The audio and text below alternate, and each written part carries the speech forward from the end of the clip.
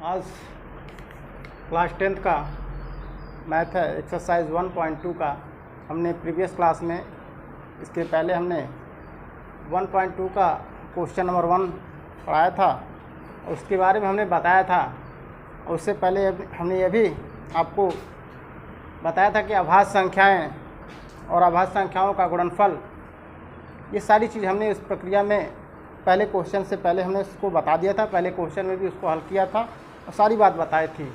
और आज ये एक्सरसाइज 1.2 का सेकंड वीडियो है, पार्ट 2 का वीडियो, जिसमें से क्वेश्चन नंबर पहले में अभाज्य गुणनखंड ज्ञात करना था, वो बताया गया था आप लोगों को। दूसरे नंबर में क्वेश्चन आता है, आपसे पूछा जा रहा है पूर्णांकों के निम्नलिखित युग्मों। क्वेश्चन को ज़रा सा गौर से देखिए। पूर्णांकों के निम्नलिखित युग्मों के एचसीएफ यानी मौसा और एलसीएम लॉस ज्ञात कीजिए तथा इसकी जांच कीजिए कि दो संख्याओं का गुणनफल बराबर एचसीएफ गुणे एलसीएम के क्या है, बराबर है। क्वेश्चन को गौर से देखिए, उसमें कुछ बातें ऐसी रखी हैं कि सारी बातें वहीं पे क्लियर हो जाती है। दो पूर्णांक का मतलब होता है इंटीग्रल नंबर जो प्लस और माइनस में आए, उसकी बात कर रहा है। युग्म मतलब जोड़ा होता है।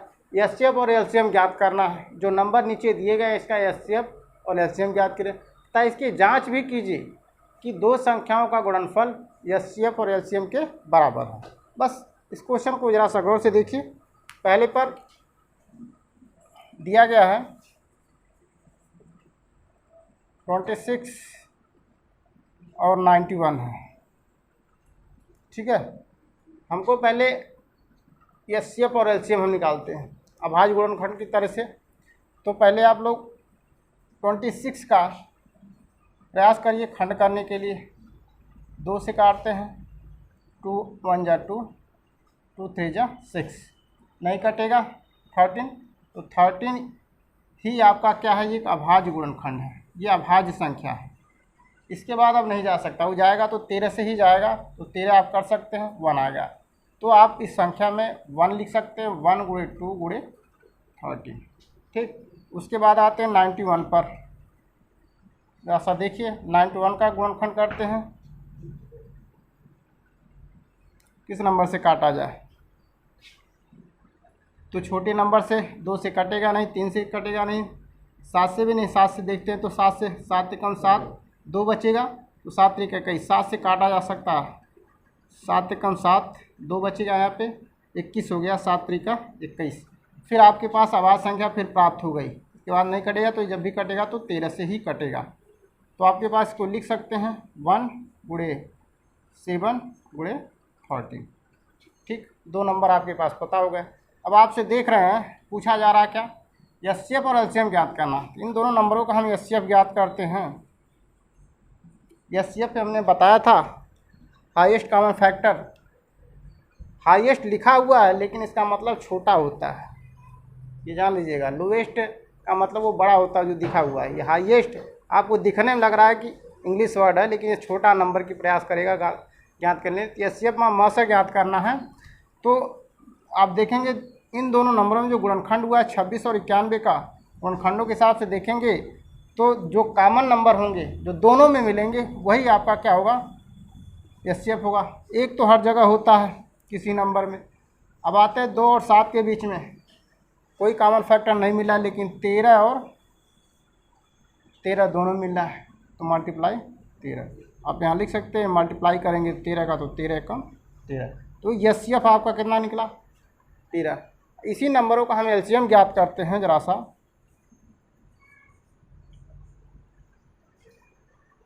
जो नंबर कॉमन है वो तो रहेगा, जो मौ से निकल के आया वो तो रहेगा। देखिए जो नंबर कॉमन है वो तो रहेगा एलसीएम में, ठीक। और 13 भी है आपके पास। ये मौसा वाला नंबर जो रहेगा वो तो रहेगा, साथ में उसके बाद जो नंबर छूट जाते हैं वो भी इसमें आ जाते हैं। जैसे 2 छूटा हुआ है, 2 से मल्टीप्लाई। 7 छूटा हुआ है, 7 से मल्टीप्लाई। मेरी बात को गौर करिए जरा सा। जो नंबर यानी एचसीएफ में हमने जो नंबर लिया गया है जो कॉमन है वही लिया गया है एचसीएफ में, जबकि एलसीएम में इस बात को यह कह रहा है जो कॉमन वो तो रहेंगे, साथ में उसके बाद जो नंबर बचे हुए वो भी रहेंगे, जो दोनों नंबरों का ये भी और ये भी रहेगा, तो 2 गुणे 7। तो अब यहाँ पे देखिए इनका मल्टीप्लाई करिए, 7 दूना 14,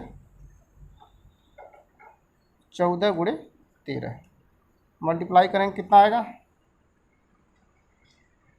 13 चौक को 52, 2 हासिल, अच्छा 13 कम 13 5 18 182, तो यहाँ से 5 13 चौक 52 के 2 हासिल 2 का,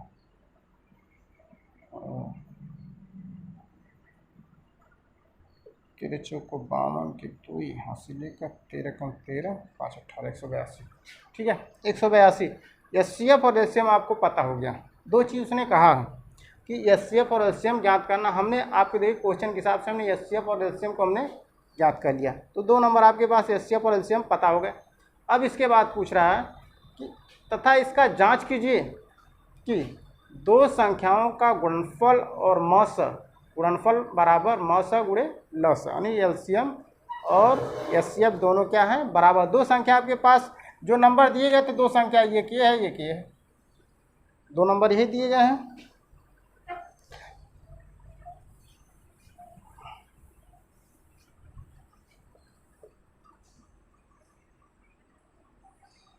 कल हमने बताया था 2 संख्याओं का गुणनफल, 2 संख्याओं का गुणनफल बताया था, प्रथम संख्या गुणे द्वितीय संख्या बराबर एचसीएफ गुणे एलसीएम, एचसीएफ गुणे एलसीएम, ये बात हमने बताई थी। प्रथम संख्या गुणे द्वितीय संख्या बराबर एचसीएफ गुणे एलसीएम, ये 2 संख्या आपस में क्या होंगी बराबर होंगी। तो प्रथम संख्या आपका देखिए जरा सा 26 हो गया, ये हम जांच कर रहे हैं, ये जांच है 26 है गुणे द्वितीय संख्या 91 हो गई, ठीक है। उसके बाद क्या करा बराबर एचसीएफ और एलसीएम, एचसीएफ कितना आया है 13 आया है, 13 लिखिए, एलसीएम कितना आया है 182 आया है। अगर इन दोनों का गुणा करने पर और इन दोनों का गुणा करने पर 1 नंबर आते हैं तो आपका ये सही होगा, अन्यथा गलत माना जाएगा। जैसे 2 आ रहा तो 2 ही आना चाहिए, इधर भी बात को समझिए। तो दोनों नंबरों को जरा सा गुणा करके चेक करते हैं। 26 और 91 का गुणा करिए, 1 6 का 6, 1 दूना 2, 9 6 का 54 के 4 हासिल 5 का, 9 दूना 18, 18 5 23। फिर से देखिए 9 9 यानी 1 6 का 6, 1 दूना 2, फिर 9 से करते हैं, 9 6 का 54 के 4 हासिल 5 का, 9 दूना 18, 18 5 23, ऐड करिए 6 4 2 6 3 2, 2366 आया। इन दोनों का गुणा करने पर 2366 बराबर। अगर 2366 ये भी आ जाता है तो हमारा ये सही माना जाएगा। गुणा करते हैं 182 में 13 से, 3 दूना 6, 3 बटे 24 के 4 हासिल 2 का, 3 एकम 3 2 5, 1 दूना 2, 1 बटे 8, 1 एकम 1, 6 4 2 6, 8 5 13 के 3, 1 1 2। देख लीजिए 2366, दोनों नंबर आपके पास सेम हो गए। तो आपने क्या किया, 2 पूर्णांकों के निम्नलिखित गुणों की एचसीएफ और एलसीएम भी ज्ञात कर लिए तथा इनकी जांच भी कर ली गई कि 2 संख्याओं का गुणनफल एचसीएफ और एलसीएम क्या होते हैं आपस में बराबर होते हैं। ये आपका आंसर होगा, ठीक। ये पहले क्वेश्चन का था। तो ऐसे क्वेश्चन में इसमें 4-5 दिए गए हैं, हमने एक बता दिया। सेकंड नंबर भी यानी थर्ड वाला भी सेम यही प्रोसेस करना है, कोई इधर उधर कुछ भी नहीं करना है। तो इसमें 3-4 हैं, हमने फर्स्ट बताया है, सेकंड फोर्थ थर्ड जो भी नंबर दिएगा आप लोग इसी के आधार पे करेंगे, कोई दिक्कत नहीं आनी चाहिए। चलिए आगे बढ़ते हैं।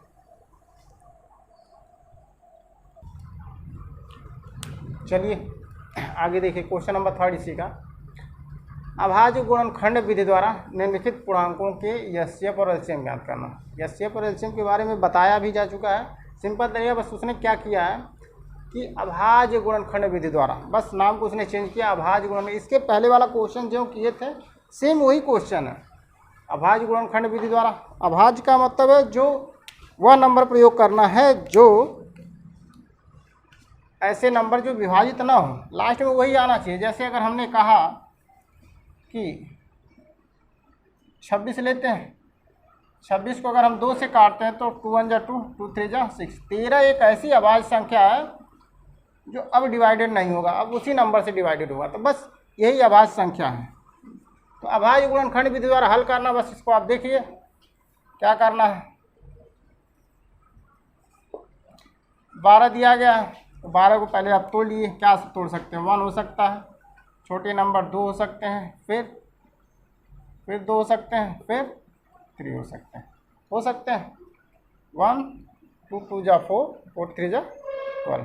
उसके बाद आते हैं 15 को भी 1 हो जाएगा, 3 × 5 हो जाएगा, ठीक। उसके बाद आते हैं 21 पर 1 हो जाएगा, 3 हो जाएगा, 7 हो जाएगा। ये अभाज्य मल्टीपल है, आप इसको देख लीजिए बार बार। 3 से काटेंगे 3 × 5 = 15। 5 एक ऐसी अभाज्य संख्या है जो अब विभाजित नहीं होगी तो 5 ऐसे होगी। यही काम 7 पर भी आता है। आप 21 को काटेंगे 3 से, 3 7 21, ये अभाज्य संख्या है, नहीं विभाजित हो सकती। एक तो हर जगह है और बाकी हमने खंड कर दिया, गुणनखंड कर दिया सबका। भाग विधि द्वारा आप इसको हल करके गुणनखंड कर सकते हैं सिंपल तरीके से। अब आते हैं, जरा सा पूछा गया है अभाज्य गुणनखंड विधि द्वारा निम्नलिखित एचसीएफ और एलसीएम ज्ञात करना। पहले पर आते हैं एचसीएफ ज्ञात करते हैं। एचसीएफ हमने क्या बताया, अब वहाँ पे 2 नंबर दिए थे पहले वाले क्वेश्चन में से, अब यहाँ पे 3 नंबर हैं, 12 है, 15 है, 21 यानी 12 15 21। 21 में देखिए कॉमन कौन कौन मिलता है। नंबर 1 मिलेगा, सब में होगा। भरसक प्रयास किया जाए तो इसको छोड़ दिया जाता है, लेकिन आप लोग लेके चलना साथ में, क्योंकि कभी कभी ऐसे नंबर आ जाएंगे, अगर हमें आपसे पूछ लिया 3 और 4 का एचसीएफ ज्ञात करना तो हर हाल में एक ही आएगा, इसलिए हमेशा लेके चला जाता है। तो अब इसके बाद आते हैं, एक नंबर तो आपको पता हो गया एचसीएफ ज्ञात करना, हाईएस्ट कॉमन फैक्टर। उसके बाद देखिए तीनों में कौन कॉमन पड़ा है। उसके बाद कोई एक नंबर ऐसा बताइए जो तीनों में आ जाए। कोई नंबर दिख रहा है ऐसा? यहाँ तो एक नंबर और दिख रहा है, ये 3 है, ये भी आ रहा है, तो कितना आ गया 3। और कोई नंबर देखिए, अब नहीं आएंगे। आपके पास 1 हो गया और 3 हो गया जो तीनों में नंबरों में है, तो आपके पास एचसीएफ इसका मल्टीप्लाई करिए, 3 1 जा 3, तो आपके पास एचसीएफ तो 3 आ गया, यानी 12 15 21 का एचसीएफ कितना हो गया 3। एचसीएफ का मतलब हाईएस्ट कॉमन फैक्टर, वह नंबर, वह बड़ी से बड़ी संख्या ज्ञात हुई है जो तीनों को विभाजित कर देगी। 3 4 को 12, 3 5 15, 3 7 21, यह नंबर ज्ञात हुए हैं। उसके बाद आते हैं दूसरे नंबर एचसीएफ और एलसीएम ज्ञात करना। एलसीएम पर आते हैं,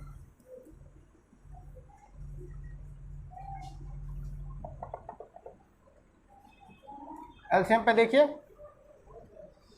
आपके पास एचसीएफ में जो नंबर आए वो तो रहेगा, एचसीएफ वाला नंबर रहेगा। जैसे 1 आया था 1 हो गया, 3 आया था 3 भी रहेगा, ठीक। बाकी जो नंबर शेष आपके पास बचे हैं उसको ध्यान रखिए। जैसे 2 नंबर यहाँ बचा हुआ, इसको ये भी लिख सकते हैं 2 की पावर 2, ठीक है, ये हमेशा याद रखिएगा। तो हाँ 2 नंबर कॉमन ऐसे मिल जाए तो लिख सकते हैं, लेकिन नहीं लिखेंगे तो भी चलेगा, लेकिन ऐसे प्रयास करिएगा। तो 2 नंबर हो गए तो 2 × 2 लिख सकते हैं। तो इसको शॉर्टली भाषा में इसीलिए लिखा जाता है 2 की पावर 2, क्योंकि यहाँ पे नंबर ये प्राप्त हुआ। उसके बाद अब बचा क्या, 5 बचा हुआ है, उसके बाद 7 बचा हुआ। फिर से देखिए एलसीएम में जो नंबर एचसीएफ में थे उसी को हमने क्या लिया है, एक कॉमन ले लिया। जैसे 1 और 3 निकल गया तो ये तो रहेगा। उसके बाद जो नंबर बचते हैं उसको भी लिया जाता है एलसीएम में। जैसे 2 × 2 बचा तो 2 की पावर 2 कर दिया, 4 हो जाता है। उसके बाद बचे नंबर 5 हो गया, 5 हो गया, 7 बचा, 7 हो गया। सबका मल्टीप्लाई करते हैं, 3 1 कम 3 हो जाएगा, सीधे सीधे कर लीजिए। इसको 2 दूना 4 कर लीजिए और इसको 5 × 7, सबका मल्टीप्लाई करिए। सिंपल तरीका प्रयास करिए गुणा करने का, नंबर से नंबर वो जो जिसमें 0 है उसका प्रयास किया जाता है। 4 5 20, 0 आ गया, 2 बचा, 2 3 6, अभी 0 रहेगा, तो 660 हो जाएगा। तो सीधा दे 4 पच्चे 20, 20 आया ना आपको। 20 को आप ध्यान रखिएगा, 0 हटा दिए हैं, पकड़े रहिएगा। 2 को पकड़िए, 2 3 6, 6 7 42, कितना हो गया फिर से देखिए। 4 पच्चे 20, 20 में हमने 0 को पकड़ लिया है, 2 को छोड़ा, तो 2 3 6, 6 7 42, आपके पास कितना हो गया 42। 0 था, 0 रख दीजिए, 420 आएंगे। यह शेप कितना प्राप्त हुआ आपके पास, यानी एलसीएम 420, आपका ये नंबर प्राप्त हो गया है। ठीक है, तो आपने देखा एचसीएफ और एलसीएम दोनों हमने ज्ञात कर लिए। आपसे कुछ पूछ भी नहीं रहा इसके बाद, खाली इतना ज्ञात करना है। अब आज गुणनखंड विधि द्वारा निम्नलिखित पूर्णांकों का एलसीएम और एचसीएफ ज्ञात करना। तो बस ये क्वेश्चन का आंसर आपका यहीं पर। बस आज के लिए इतना ही। बाकी जो चीज़ दी गई है 17, 23, 29, इस तरह से कई क्वेश्चन दिए गए हैं, उसमें आप लोग 2-3 बता दिया गया। इस तरह से अगला क्वेश्चन 4 भी 5 भी इसी तरह से है। भरसक प्रयास करिएगा 4 तक लगाने का। 5 कल बताएंगे। बस आज के लिए इतना ही। धन्यवाद।